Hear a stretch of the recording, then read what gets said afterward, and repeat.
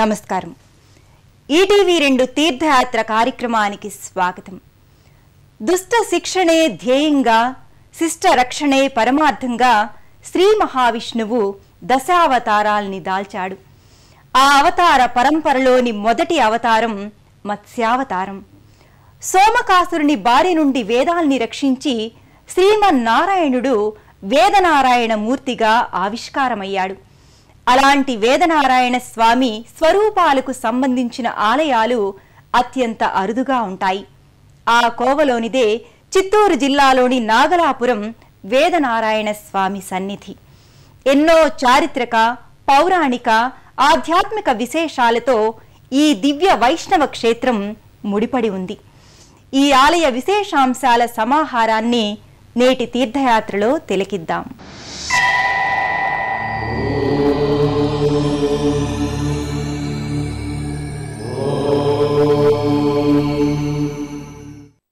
ధర్మ సంస్థాపనార్థాయ సంభవామి యుగే యుగే అని గీతాచార్యుని వచనం.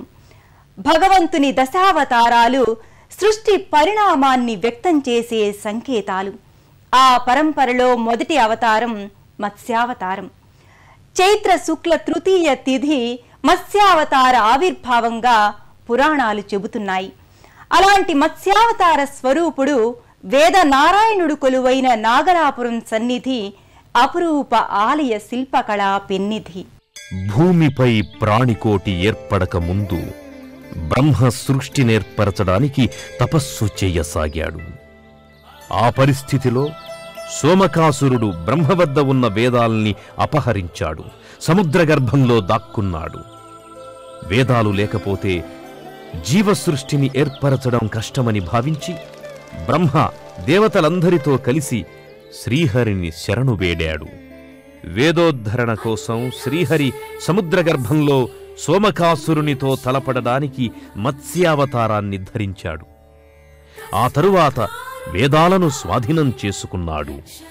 ఆ వేదాలను బ్రహ్మదేవునికి తిరిగి అప్పగించిన దివ్య ప్రదేశమే అలనాటి వేదపురి. దీనినే వేదారణ్య క్షేత్రంగా కూడా వ్యవహరిస్తారు. ఇదే నేటి నాగలాపురం.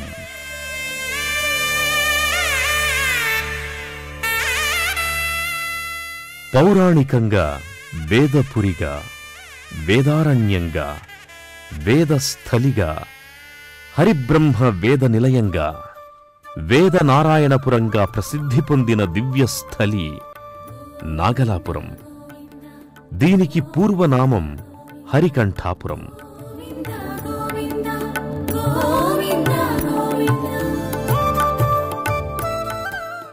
మన రాష్ట్రంలో అత్యంత అద్భుతమైన ఆలయ శిల్పకళా వైభవానికి సంబంధించిన ఆలయాలలో నాగలాపురం వేదనారాయణ కూడా ఒకటి. శ్రీకృష్ణదేవరాయలు తన తల్లి నాగమాంబ కోరిక మేరకు నిర్మించినటువంటి వేదనారాయణ స్వామి ఆలయం ఎన్నో వైభవ ప్రాభవాల్ని సంతరించుకుంది.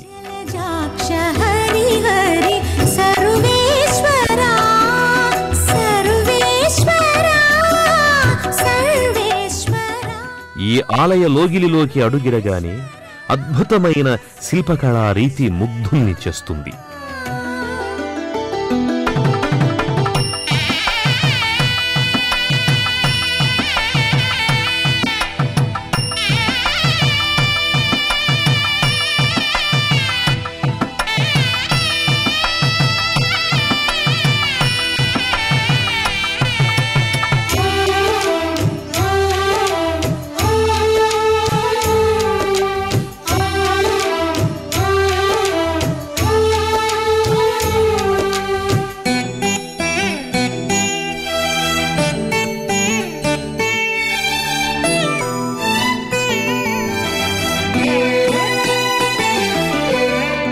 పాపమెంత కలిగినా పరిహరించేందుకు నా పాలగలదుగా నీ నామము.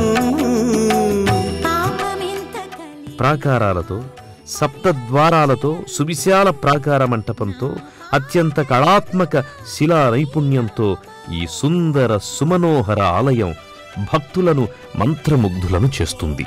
ఎంత కలిగినా కొచ్చి శాంతమీర్చుటకు చేపట్టి కలవుగా నా చిత్తములో నీవు.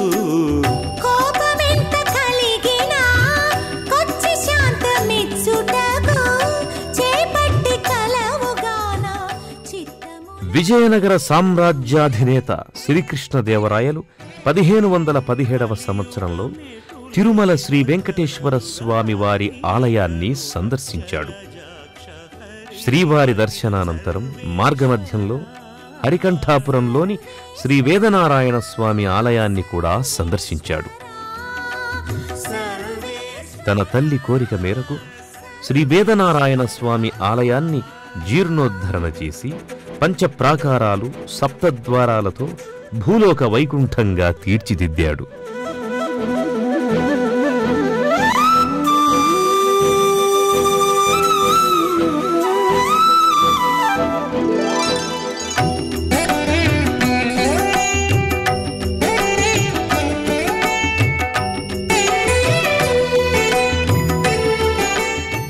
హరికంఠాపురం అనే పేరును తన తల్లి పేరుతో నాగమాంబపురంగా నామకరణం చేశాడు.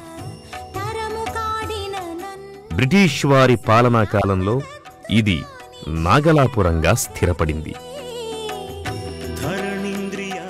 క్రీస్తు శకం 1336లో విజయనగర సామ్రాజ్య పరిపాలనా ప్రారంభం దక్షిణ భారతదేశంలో దేవాలయ వైభవ ప్రాభవాలకు స్వర్ణయుగం. ఆ పరంపరలోనిదే ఈ ఆలయం కూడా. వేదాల్ని అపహరించటమంటే విజ్ఞాన ప్రకాశాన్ని, తమో గుణాహంకార శక్తిని తనలో లయం చేయడమని సంకేతం. రాక్షస నాశనంతోనే చతుర్ముఖిని సృష్టి రచన ప్రతిబంధక రూపమైన నిద్రరూప తపస్సు అంతరిస్తుంది. బ్రహ్మ సహజమైన స్వరూప జ్ఞానం పొందడమే మరలా వేదాలు గ్రహించటమని తత్వార్థం. పరబ్రహ్మ చైతన్యాత్మ సర్వవ్యాపకమని, విశ్వంలో గోచరమయ్యే తేజమే పరమాత్మ స్ఫురణమని భావం. దీనిని గ్రహించిన ముముక్షువులు నివృత్తి రూప మోక్ష పదం పొందగలరని శ్రీహరి మత్స్యావతార రూపం వెల్లడిస్తోంది. శ్రీ వేదనారాయణ స్వామి ఆలయం నాగలాపురమున చాలా ప్రసిద్ధిగాంచిన చారిత్రాత్మక ఆలయం.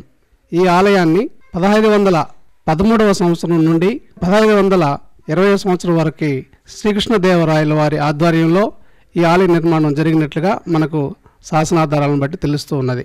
అప్పటి నుండి ఈ ఆలయాన్ని రాజులు మహంతుల తర్వాత ఈ ఆలయం 1967 సంవత్సరం నుండి తిరుమల తిరుపతి దేవస్థానంలోకి విలీనం కాబడింది. ఎన్నో శతాబ్దాల చరిత్ర కలిగి గత వైభవానికి సమున్నత ప్రతిఫలనంగా నిలిచిన ఈ ఆలయ నిర్వహణను 1967 సంవత్సరం సెప్టెంబర్ 24వ తేదీ నుండి తిరుమల తిరుపతి దేవస్థానమే చేపట్టింది. కృష్ణదేవరాయల తరువాత విజయనగర సామ్రాజ్యాన్ని పరిపాలించిన ఎందరో రాజులకు, రాజవంశీకులకు ఈ ఆలయ నమూనా మార్గనిర్దేశనం చేసింది. ఎన్నో రాజవంశాలు ఈ ఆలయ రూపురేఖలతోనే దక్షిణ భారతంలో ఎన్నో దేవాలయాలను నిర్మింపజేశారని చెబుతారు. ఆలయ వాస్తుకళ ఉచ్ఛస్థితిలో ఉన్న దశలో విజయనగర సామ్రాజ్యాధీశుడు కృష్ణదేవరాయలు ఈ ఆలయాన్ని నిర్మించాడు.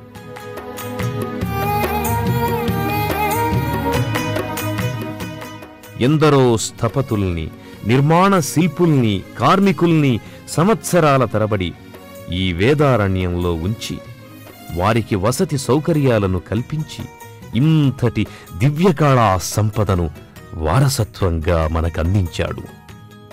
అందుకే కృష్ణరాయని కీర్తి, కళా వైభవానికి సమున్నత దీప్తి, ఎన్నటికీ తరగని చెరగని ఖ్యాతి అని రాయలవారిని శ్లాఘిస్తారు.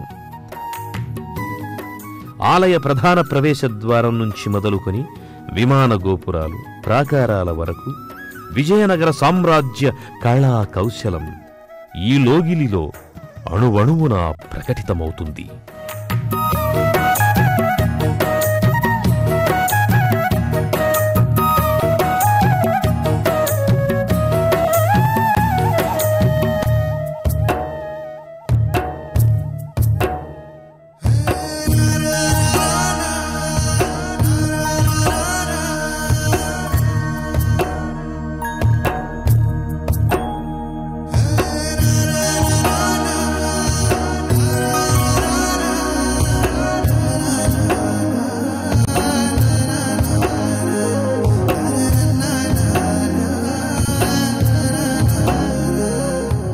సువిశాలమైన ముఖమంటపం, రాతిస్తంభ సభా మంటపాలు ముందుగా భక్తులను ఆకట్టుకుంటాయి.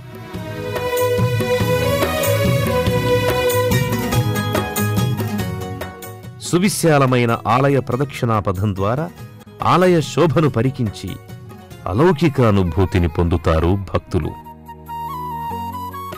ప్రధాన ప్రవేశద్వారానికి ఎడమవైపు స్వామివారి నైవేద్య సమయంలో శ్రవణానందకరంగా మ్రోగించే భారీ కంచు గంట ఆకట్టుకుంటుంది. శ్రీవారి నైవేద్య సమయంలో రాయలవారే ఈ గంటను మ్రోగించేవారని ప్రతీతి.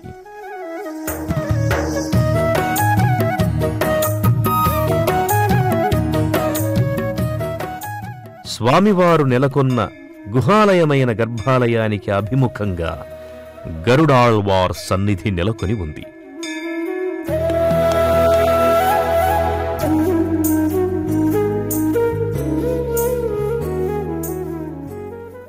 హృదయ క్షేత్రంలో మృదువైన భక్తి అంకురాల్ని చిగురింపచేసే మూల విత్తనం ఆలయం. బలమైన ఆత్మ సాక్షాత్కార వృక్షంగా సమున్నతంగా ఎదగడానికి మన సంకల్ప శక్తి ఆలంబన కావాలి. ఈ ఆలయంలోని గర్భగృహం, పంచ ప్రాకారాలు, సప్త ద్వారాలకు ఎన్నో విశిష్టతలున్నాయి.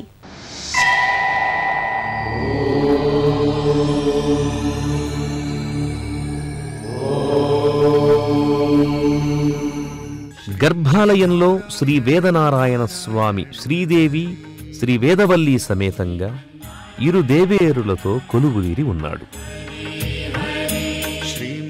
ప్రయోగ చక్రధారిగా స్వామి తేజరిల్లుతాడు. అభయవరద హస్తముద్రలతో స్వామి జగన్మోహనకరంగా ప్రకటితమవుతాడు. నాగలాపురం వేదనారాయణ స్వామికి ప్రతి సంవత్సరం ఏప్రిల్ 19 నుండి 10 రోజుల పాటు బ్రహ్మోత్సవాలను ఘనంగా నిర్వహిస్తారు. నాగలాపురం వేదవల్లి సమేత వేదనారాయణ స్వామి వారి ఆలయం నాగర, వేసర, ద్రవిడ శైలి నిర్మాణ కళల సమ్మిశ్రితంగా గోచరమవుతుంది.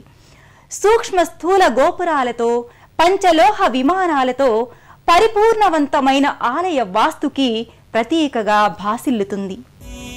గర్భగృహంలోని విగ్రహం పరమాత్మకు ప్రతిరూపం. ఇక్కడ ఉన్న పంచ ప్రాకారాలు అంటే ప్రదక్షిణా పదాలు మానవ శరీరంలోని పంచకోశాలకు ప్రతీకలు. అవి అన్నమయ, ప్రాణమయ, మనోమయ, విజ్ఞానమయ, ఆనందమయ కోశాలు. ఇక ఈ ఆలయంలోని సప్త ద్వారాలలో ప్రధాన ద్వారం మోక్షానికి సూచిక. మిగిలిన 6 ద్వారాలు షట్చక్రాలకు ప్రతీక. మూలాధార, స్వాధిష్ఠాన, మణిపుర, అనాహత, విశుద్ధ ఆజ్ఞా చక్రాలు.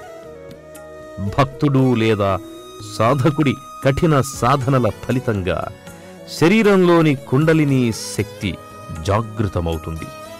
ఇలా ఇక్కడ పంచ ప్రాకారాలు, సప్త ద్వారాల్ని ఆధ్యాత్మిక రహస్యాల నేపథ్యంగా విశ్లేషించుకోవచ్చు. సూర్యులు కలవేలుపవు నీవు, పన్నిన లక్ష్మీ భూమిపతివి నీవు.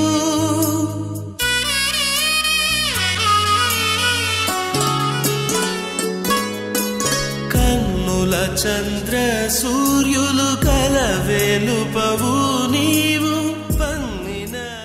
ఆలయ ప్రాంగణంలో భక్తాంజనేయ స్వామివారి సన్నిధి ఉంది. శ్రీరామచరణ సేవా పారాయణుడిగా రామభక్త హనుమాన్ మూర్తి ముకుళిత హస్తాలతో గోచరమవుతుంది. కంటే ఘనమెవరున్నారికను, అన్నిట బ్రహ్మకు తండ్రి అయినాది వేణుపవు, ఎన్నగని కంటే ఘనమెవరున్నారికను. ఈ ఆలయంలో భక్తాంజనేయ స్వామి మరియు లక్ష్మీ నరసింహస్వామి, సీతారామచంద్ర స్వామి వార్లు కొలువయ్యున్నారు. నీకే శరణు.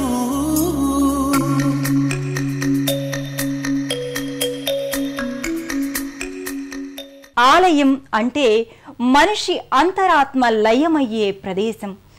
తనను తాను మరచి సర్వాత్మనా దైవాన్ని దర్శించే నెలవు. ఇంతటి విశేషమైన ఆలయానికి ప్రతీక నాగలాపురం వేదనారాయణ స్వామి సన్నిధి. శ్రీదేవి భూదేవి సమేత శ్రీ వేదనారాయణ స్వామి నాగలాపురంలో వేంచేసి ఉన్నాడు.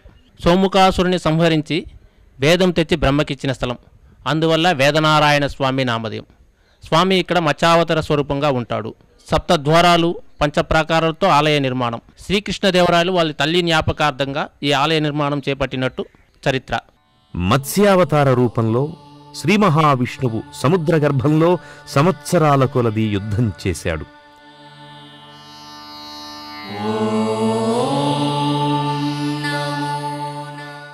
స్వామి దివ్య శరీరానికి వెచ్చదనం కోసం సూర్యభగవానుడు తన తేజోవంతమైన పుంజాలను స్వామిపై ప్రసరింపచేశాడు. ఆ పరంపర నేటికీ కొనసాగుతోంది. ప్రతి సంవత్సరం పంగుణి అనే తమిళ మాసంలో ఇక్కడ సూర్యపూజోత్సవాల్ని ఘనంగా నిర్వహిస్తారు.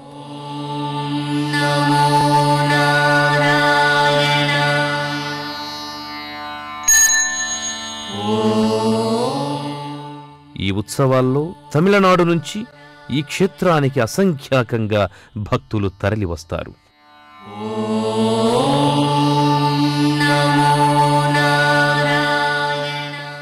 ప్రధాన గోపురం నుండి 630 అడుగుల దూరంలో ఉన్న స్వామి మూల విరాట్టుపై సూర్యకిరణాలు ప్రతి సంవత్సరం మార్చి 25, 26, 27 తేదీలలో ప్రసరిస్తాయి.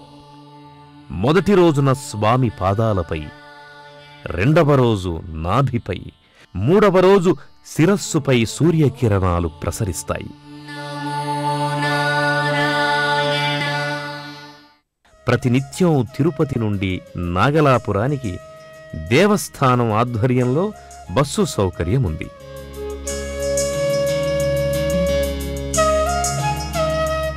తిరుపతి నుంచి చెన్నై వెళ్లే దారిలో తిరుపతికి 68 కిలోమీటర్ల దూరంలో, చెన్నైకి 73 కిలోమీటర్ల దూరంలో నాగలాపురం నెలకొని ఉంది.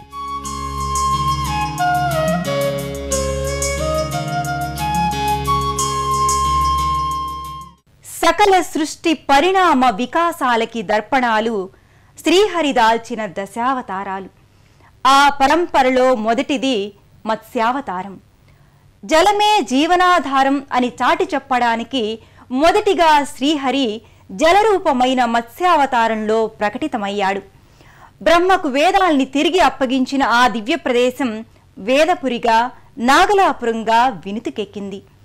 వేదనారాయణ మూర్తి దివ్య అనుగ్రహం అందరిపై సదా వెల్లి విరియాలని కోరుకుంటూ మరో క్షేత్ర సందర్శనంతో తీర్థయాత్ర కార్యక్రమంలో మళ్ళీ కలుసుకుందాం. అంతవరకు సెలవు. నమస్కారం.